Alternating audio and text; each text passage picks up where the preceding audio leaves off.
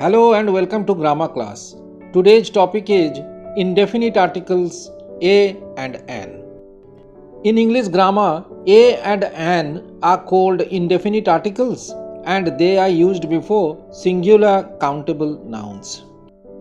A or an means one or a single. They are used to generalize the indefinite or unspecific noun in a sentence. Clearly, a or an is used for a single, general and unspecific person, place or thing in the sentence. For example, he has a car. This is an umbrella. Here, a car means one general car and an umbrella means one umbrella in general. Not a specific or particular car, not a specific or particular umbrella. So we learn that indefinite articles a and an are used before singular and indefinite, common as well as collective nouns in the sentences. In other words, a or an is used if the noun is introduced or mentioned for the first time and not already referred to before or not already known to us.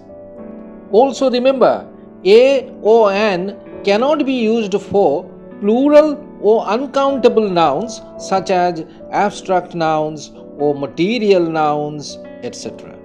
And remember, a or an cannot come before an adjective misunderstood as a noun either. But the most tricky or confusing part is where to use a and where to use an. Well, the use of a or an depends on the pronunciation or the starting sound of the word and not its spelling. The fundamental rule to remember is that a is used for nouns starting with a consonant sound. For example, the singular common noun book starts with the consonant sound of b. Hence, the indefinite article a comes before it and not an. Similarly, the pronunciation of car starts with the consonant sound of k. So, we use a before the word car and not an. On the other hand, the indefinite article an is used for nouns starting with a vowel sound. For example, the word egg starts with the vowel sound of a. So we use an before it. And then the word owl also starts with the vowel sound of a. So we say an owl. Now let's look at some more examples. An is used before the word old because it starts with the vowel sound of o. But the word new starts with a consonant sound, so a is used before it. Again, the word interesting starts with the vowel sound of e, so an is used before it. But a comes before the word strong because it starts with the consonant sound of the letter s. So remember this golden rule. We have to use a or an according to the pronunciation or the starting sound of the word and not its spelling. In fact, the spelling is sometimes quite confusing and misleading. See some examples on your screen. The spellings of these three words on your screen start with the consonant letter H. But the pronunciation of all these three words start with a vowel sound because the letter H is silent in all these words. So the indefinite article an has come before each of them and not a. Now listen for clarity. An hour, an honor, an heir. So you see, the spelling does not matter. So much so that the spellings of some words may start with a vowel letter, but their pronunciations do not start with a vowel sound. For example, if a word has the starting sound of u or wa, in spite of a vowel spelling, we use a before it and not an. For example, the spelling of the word university starts with the vowel letter U. but the beginning of its pronunciation sounds as U. So we are using the indefinite article A before it. Similarly, the spelling of the word U also starts with the vowel letter E, but its pronunciation begins with the sound of U, so A has come before it.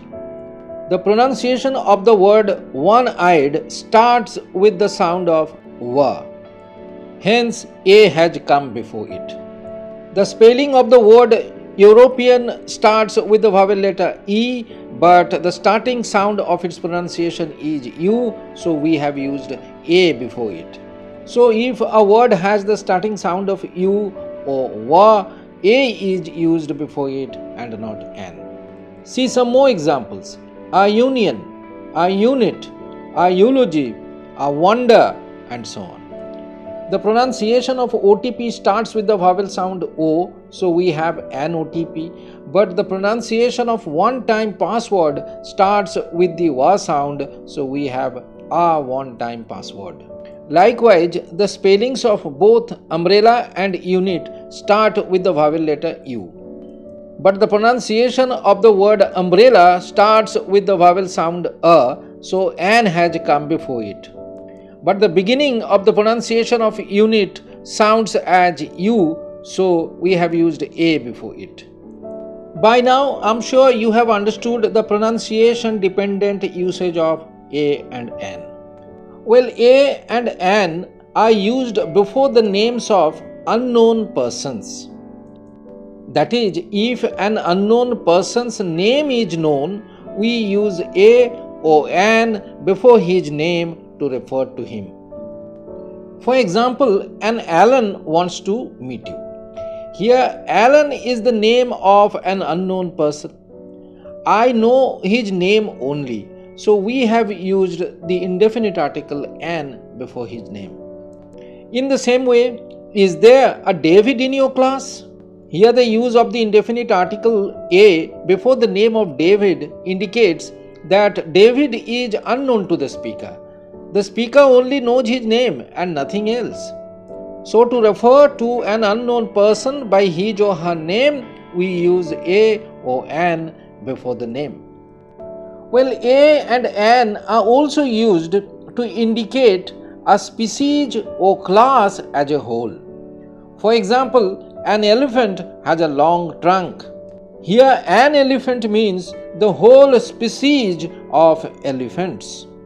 The indefinite articles a or an may also be used in the sense of one like. For example, he considers himself a Shakespeare.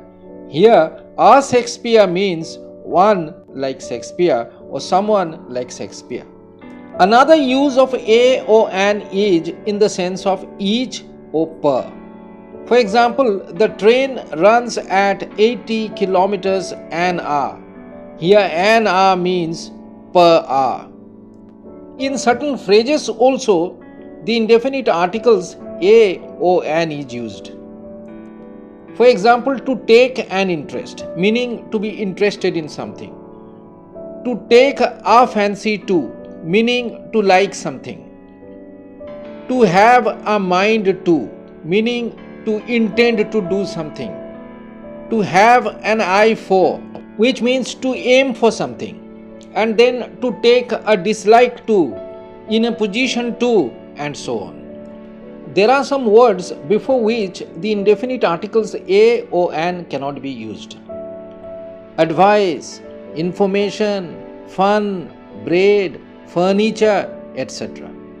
Instead of a and an, we use the phrase a piece of for these words. A piece of advice, a piece of furniture, a piece of bread, a piece of work, and so on. Last but not the least, we must be very careful about the use of a or an before acronyms or abbreviations. For example, the acronym FIR. Although the first letter of the acronym is F, which is a consonant, we have to look at the pronunciation of F. It starts with the vowel sound A, so an will be used before the acronym FIR. In the same way, we have an X-ray, an MBA, an LG, but a BDO. So that's it. I hope you liked the video. Please be sure to like, comment, share and subscribe to my channel for more grammar videos. Thank you so much.